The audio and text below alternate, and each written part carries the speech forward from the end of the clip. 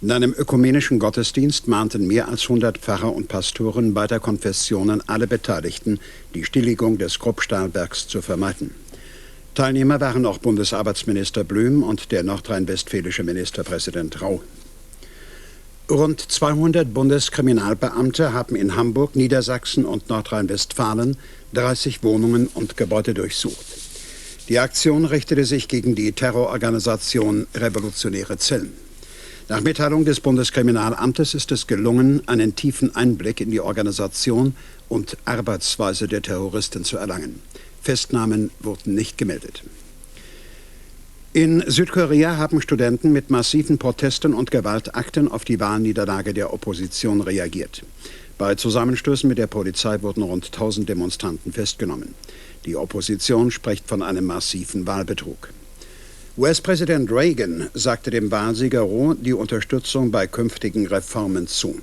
Für einen systematischen Wahlbetrug sehe man in Washington keine Anzeichen.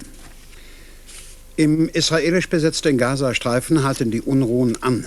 Gestern wurden 2 Palästinenser erschossen, mindestens 12 wurden verletzt.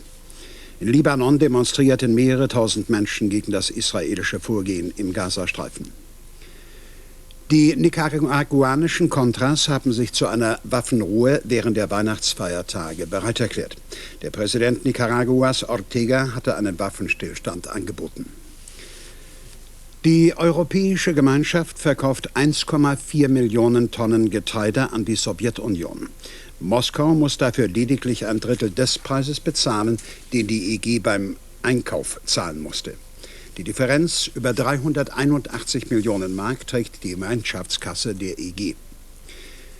Die Wetteraussichten: allmählich Übergang zu wechselnder Bewölkung mit einzelnen Schauern. Gegen Abend westlich des Rheins wieder Wetterverschlechterung.